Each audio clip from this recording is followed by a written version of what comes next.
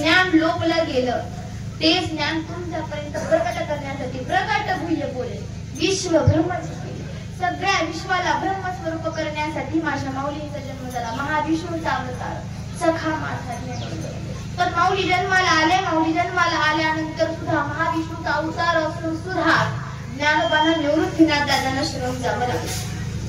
अगदी त्याचप्रमाणे पाहायला गेलं तर 1400 वर्ष चांगदेव महाराज जगले की नाही. तर आम्ही काय म्हणतो 1400 वर्ष चांगदेव महाराज जगले खरे तरी पण कोरडे खरे. सोपं आहे का 1400 वर्ष जगलं? बरं चांगदेवाने इतका योग कोणीच केला नाही. त्यांच्या एवढा मोठा योगी सुद्धा कोणी नाही. त्यांच्या इतका मोठा तपस्वी सुद्धा कोणी नाही. तरी सुद्धा चांगदेव महाराज वंचित राहिले. कशापासून? सत्यापासून. मुक्ताबाई महाराज म्हणतात ना मुक्ताबाई म्हणे ऐक चांगदेवा खरे आहे रोकडे. चांगदेवाला मुक्ताईने सांगितलं काय सांगितलं? जे सत्य आहे जे रोकड आहे जे शाश्वत आहे जे चिरकाल टिकणार आहे. ते 8 वर्षाच्या मुक्ताईने 1400 वर्ष जगणाऱ्या चांगदेवाला सांगितलं. वय अडवायला का? वयाला बंधन आहे का? ज्ञानाला भागवण. जे मुक्ताईकडे ज्ञान आहे ते 1400 वर्ष जगणाऱ्या चांगदेवाला घ्यावं लागलं. आणि तेव्हा चांगदेव महाराज म्हणतात चांगदेव म्हणे आधी जन्मालो गुरुपुत्र झाले. चांगदेव महाराज म्हणतात बाबा 1400 वर्षानंतर परत एकदा माझा पुनर्जन्म झाला. मग आमचाही पुनर्जन्म व्हायला हवा. आम्हालाही मरणाच्या आधी सावध व्हायचंय. का सावध व्हायचंय? तर तातडी करावी तातडी परमार्थ. आम्हाला सगळ्या गोष्टीची तातडी, प्रपंचाची तातडी, लोभाची तातडी, हव्यासाची तातडी, माझा बंगला कधी होईल हे सगळ्या गोष्टीची अपेक्षा आम्हाला आहे. पण कधीतरी माझा उद्धार व्हावा. अरे माझ्या माऊलीने 750 वर्षापूर्वी ज्ञानेश्वरी सुद्धा दिव्य ग्रंथ लिहिला. कोणासाठी? आपल्यासारखे 3 जणांचा उद्धार होण्यासाठी लिहिला की नाही? अज्ञानाच्या अंधारात कुठेतरी ज्ञानाचा प्रकाश यावा म्हणून माऊलीने ज्ञानेश्वरी सारखा दिव्य ग्रंथ लिहिला. याच्याही पुढे जाऊन जी तुकोबांची गाथा पुढली गेली. तुकोबांच्या भक्तीचं सामर्थ्य एवढं मोठं की त्या आदिमाया आदिशक्तीला 13 दिवस इंद्रायणच्या पाण्यामध्ये बसावं लागलं. कोणासाठी? तुकोबाचा गाथा घेऊन बसावं लागलं. पण तीच गाथा आज आमच्या मातांनी करते की नाही? 25 वर्षापूर्वी माझे गुरुवरे सद्गुरू सच्चिदानंद बाबा गेले. पण ते गेल्यानंतर आजही त्यांच्या चैतन्याच्या त्यांच्या तत्वाच्या जीवाने आजही जिवंत आहे. मग बाबा गेल्यानंतरही बाबांनी आपल्यासाठी जे वाढवून ठेवलंय जे करून ठेवलंय ते कोणासाठी? पण झालं काय? डॉक्टरने गोळ्या दिले पण खायचं का नाही हे त्यांना ठरवायचं. डॉक्टरचं काम संपलं. आता आपलं काम. मग आपलं काम काय आहे? तर आम्हाला ते घ्यावं लागलं. कसं घ्यावं लागलं? कामामध्ये काम म्हणणारा मला मोठा सोपा परमार्थ. परमार्थ फार सोपा आहे. आज पहा आता चालूचं उदाहरण जर पाहायला गेलं आज पांडुरंग परमात्म्याची पालखी कुठे जाणार आहे? सावतबाबाकडे जाणार आहे. या महाराष्ट्रामध्ये जेवढे संत आहेत तेवढे पांडुरंग परमात्म्याला भेटायला जातात. पण एकमेव संत आहेत संत सावतबाबा ज्यांच्याकडे देव भेटायला. मग हे कशामुळं? ज्यांनी संसाराचाही परमार्थ केला. त्यांनी कांदा मुळा भाजी अवघी विठाबाई माझी हे मर्म त्यांनी जाणलं आणि त्यांना कळालं देव कुठे आहे? इथे सगळीकडे आहे. माझ्या प्रपंचात सुद्धा देव आहे. मग असे असणारे सावतबाबाकडे आज सुद्धा देव भेटायला फार मोठं महात्म्य आहे. आणि हे आम्हाला आमच्या जीवनात आचरण करायचंय.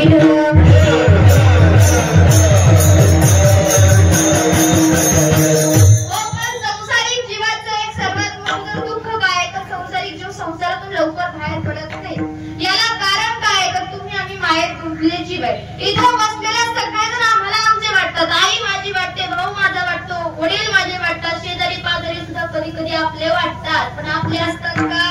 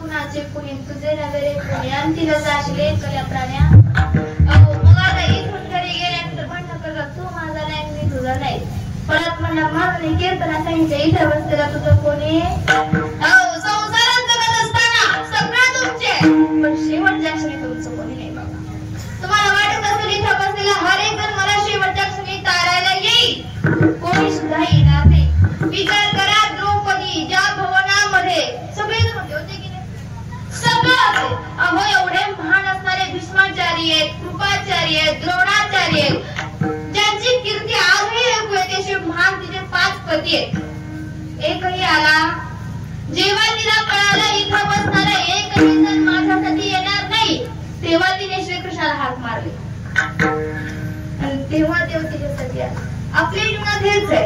आम्हाला वाटत असतं इथं बसलेले सगळे माझे आहेत, शेवटच्या क्षणी तारायला फक्त देव येतो आणि गुरुवचन येतं, बाकी कोणी येत नाही. ज्ञानेश्वर महाराज म्हणतात ज्ञानदेव म्हणे तरलो तरुण आजी उतरलो. शेवटच्या क्षणी उद्धार जर व्हायचा असेल तर जीवनात गुरुकृपा लागते, गुरुवचन लागतं. इतकंच काय परमात्म्याची तुमच्या आमच्या कृपा लागते. द्रौपदीची जी अवस्था आहे ती काय आज सांगायला नको, आमच्या जीवनात तीच अवस्था आहे. आम्हाला हे सोडवायला तोच येणार आहे, पण या तू जिथे अवकाश विचार करायला गेला तर तो असाच येत नाही, त्याला हाक मारावी लागते, अंतःकरणातून हाक द्यावी लागते. तसं पाहायला गेलं तर सगळं जीवांचा करी तो सांभाळून तू तो करीत राहायचे नाही, पण तुम्हा मला सोडेल तसं नाही, तो सगळ्यांचा सांभाळ करणार आहे. पण त्याला एक गोष्ट लागते, आवडीने भावे हरी नाम घेते तुझी चिंता त्याची सर्व. अहो तुमची आमची चिंता करायला सुद्धा तो तयार आहे, पण त्याचं नाम तेवढ्या आवडीने घ्यायला हवं. झालं काय, आम्ही संसाराचं चिंतन करू, पण लक्षात घ्या ज्या दिवशी तुम्ही संसाराची चिंता देवावर सोडाल ना, त्या दिवशी तुमच्या संसाराची चिंता सुद्धा देव केल्याशिवाय राहणार. परमात्म्याचं चिंतन केलं तर संसाराची चिंता सुद्धा देव करतो. जशी तुकोबाची देवाने सुद्धा चिंता केली की नाही. अहो नामदेवाच्या संसाराची सुद्धा चिंता देवाने करावी, सावधबाबाच्या संसाराची चिंता सुद्धा देवाने करावी. देव चिंता करत असताना घालून या भार हिरोनी चिंती निराविली संती विठोबाची. देवावर भार घालत असताना देव कधीच विचार करत नाही. काय विचार करत नाही, तो कोणत्या कुळाचा आहे, तो कोणत्या जातीचा आहे, तो कोणत्या वर्णाचा. देव कधीच बघत नाही हा गोरा हा काळा, देव कधीच बघत नाही हा या जातीचा आहे त्या जातीचा आहे. देव काय बघतो, काही न लगे भावाची कारण तू का म्हणे देव भावाचा केलाय, तर शुद्ध ज्याचा भाव झाला दुरी नाही. आता विचार करा, आपण काय म्हणतो सावतोबा कोणत्या जाती जन्माला आले, आमची माळी याची जात शेत लावून बागा येतं, पण त्या सावतोबा सावत्या माळ्या सकृपू लागली. देव सावत्या कृपू लागला आला की नाही. एकीकडे नामदेव महाराज म्हणतात नावा म्हणे तैसा जातीचा मी शिंपी आणि जाती शिंपवा.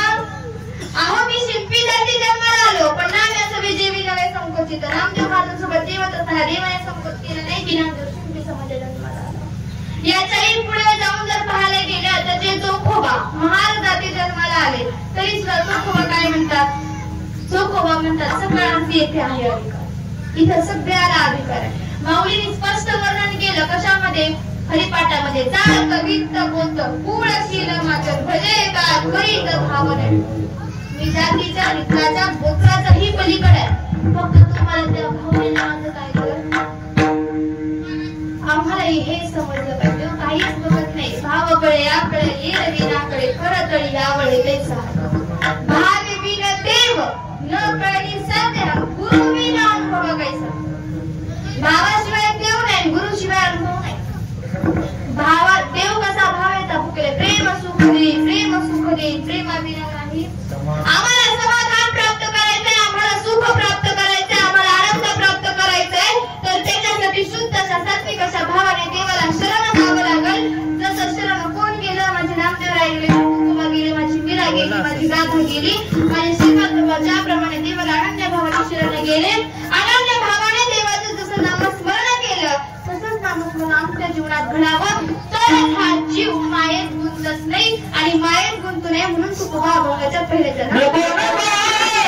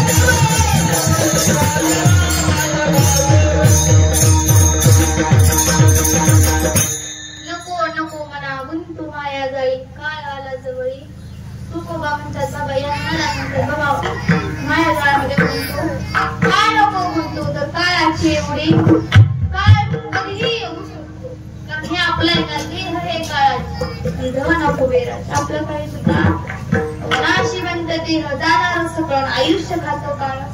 आम्हाला वाटतं आमचा वाढदिवसाला म्हणजे आम्ही मोठं झालो. हळूहळू आम्ही काळाच्या मुखात चाललो. जसं जसं वय चाललं तसं तसं आम्ही कसं चाललो, काळ आमच्या जवळ येत चाललं, आम्ही काळाच्या जवळ जात चाललो. आमच्या क्षणाचा भरोसा आहे का? क्षणाचाही नाही. कोणीही म्हणू शकत नाही आता मी डोळे झाकल्यानंतर सकाळी उठेलच. आहे का गॅरंटी या देहाची? क्षणाभंगुर नाही घडवत. या देहाचा क्षणाचाही भरोसा नाही म्हणून संत सांगतात क्षणोक्षणी हाती करावा विचार. कशाचा विचार? करावा पार भव म्हणजे संसार. संसार म्हणजे ज्यात काय सार आहे आता आपला भ्रम झालाय त्याचं नाव संसार. संसार म्हणजे संसाराचे एक डेफिनेशन संतांनी याची सुद्धा केली की जन्म मरणाचा फेरा म्हणजे संसार. मग आम्हाला तो जोडवायचा आहे. पण हा भवसागर तारत असताना, हा संसार रूपी सागर तारत असताना नामरूपी नावे कसावं लागेल तरच करू शकतो. आता तसं करणार. पण आता आम्हाला प्रश्न पडला पाहिजे की नामरूपी नाव म्हणजे काय? नामरूपी नाव म्हणजे काय? आम्ही जन्माला आलो. जन्माला आल्यानंतर आमच्या आई वडिलांनी आमची एक ओळख व्हावी म्हणून काय ठेवलं? आता किरण मी आहे तर किरण माझ्या देहाचं नाव आहे, माझ्या देहाचं नाव आहे. आता आमच्या देहाला दिलेली नाव म्हणजे आपण स्वतः आहे का? अगदी देवाचंही तसंच आहे. पांडुरंग परमात्मा जेव्हा श्रीकृष्ण अवतारामध्ये पंढरीमध्ये आला तेव्हा पुंडलिकाने किंवा त्याच्या भक्ताने त्याला जे नाव दिलं ते विठ्ठल दिलं की नाही?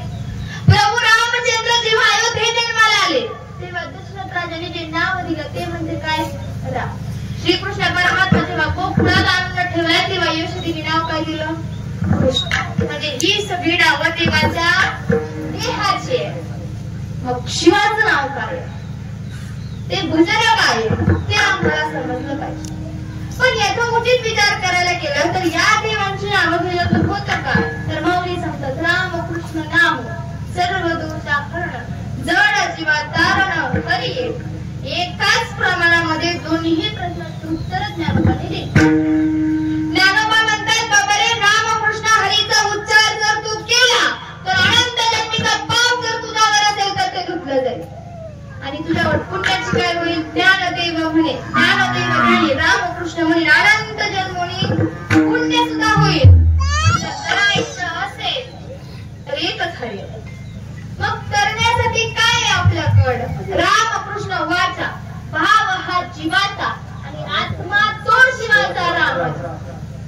यात पण माऊलीने दोन्ही उदाहरण दिली की बाबा या जीवाचा जो जप आहे जो मुखाने करायचा आहे तो कोणता आहे? रामकृष्ण हरी. पण आत्म्याचा जो जप कोणता आहे तर तो शिवाचा. तो जप आम्हाला करायचा. तुम्ही म्हटलं रामाच्या देहाला दिलेलं नाव राम आहे. मग राम कोण आहे? राम तो कालचा पुत्र दशरथाचा अनंत युगाचा. राम फक्त त्रेतायुगापुरता आहे का? सत्ययुगातही तो होता, द्वापर युगातही तो होता, कलियुगातही तो आहे आणि इथून पुढेही. कारण राम गेला तो देहाने गेला, चैतन्य मात्र. मग जे नाम रामाचं अनंत युगापासून आजपर्यंत चालत आलं जे सद्गुरुनाथ सच्चिदानंद श्रीपाद बाबांच्या रूपाने आमच्यापर्यंत जसं जे तसं आलं कोणत्याही प्रकारचे मग ते आल्यानंतर ते कसं घ्यायचं तर मन थोडी नवनीता तैसे क्रियानंतान वाया व्यर्थ कथा सांगे. बाबा घ्यायचं ना मग कसं घे पहा. दुधाचं तूप होऊ शकतं पण तुपाचं नाही. It's and science it is and permanent process. याला काय म्हणायचं सायन्सच्या भाषेत अशी अंतिम प्रक्रिया की दुधाचं तूप होऊ शकतं पण तुपाचं दूध होऊ शकत नाही. कैरीचा आंबा होऊ शकतो पण आंब्याची कैरी होऊ शकत. अगदी तसं तुम्ही आम्ही जर खऱ्या अर्थाने नामाचं मिश्रण केलं तर आम्ही परब्रह्माला प्राप्त होऊ शकतो. ज्याप्रमाणे ताकाचे मिश्रण केल्यानंतर सार बाजूला राहतात या सार बाजूला राहतात. ताक हे असार आहे आणि तूप हे सार आहे. अगदी त्याचप्रमाणे जर आपण नामाची घुसळण केली ना तर त्रिगुण हे त्रिगुण सार निर्गुण हे सार सारा सार विचार. मग आम्हाला कळेल सार काय तर निर्गुण निराकार परमात्मा सार. आता याच्याही पुढे जाऊन पहा. तुम्ही आम्ही जन्माला आलो ते आकाराने आलो पण जन्माला यायच्या आधी आपण नव्हतो का? मग कुठे होतो? अगदी त्याचप्रमाणे मुक्ताबाई महाराज सांगतात काय म्हणतात की बाबा रे ज्या प्रकारे तू जर मातीचं मडकं बनवलं तर मातीचं मडकं मुळे का मातीमुळे मातीमुळे केलंय. तुम्ही आम्ही जे सोन्याचे दागिने घालतो ते दागिने मुळे का सोन्यामुळे. आम्ही जे कपडे अंगावर घातले ते कपडे मुळे का तो कापूस मुळे. तसंच तुम्ही आम्ही जन्माला आलो ते आकाराने आलो. आपलं मूळ तो परब्रह्म ते एकमेवचे एक ते आमचं मूळ आहे. मुळातच आम्ही श्वास घेतो ते म्हणजे आमच्या आतमधलं असलेलं चैतन्य. ते कुठे गेलंय का? आपण गेल्यानंतर ते कुठं जाणार का? कुठंच नाही. ये चैतन्याच्या ठाई ये शरीरांतरे होती जाती पाहिजे ते जाणत येणारी रामरूप. माऊली सांगतात चैतन्य तिथंच आहे. जाणार येणारा फक्त शरीर आहे. पण हे ज्याला माहिती नाही तो मोहात. हे ज्याला माहिती नाही तो दुःखात आहे. मग आम्हाला तर माहिती ना आपण मरणारही नाही आणि आपण जन्माला येणारही आपण आहे तिथंच. मग कुठे आहे ते चैतन्य? या उपाधिवादी गुप्त चैतन्याचे सर्व बदल ते तत्वज्ञ संतांचे चैतन्य सगळीकडे आहे. पण हे जाणतो कोण? तत्वज्ञ संत जाणतात आणि ते तुम्हाला जाणून देतात. माऊलीने सोप्या भाषेत सांगितलं चैतन्य सगळीकडे. काय सांगितलं? विठ्ठल जळी तळी भरला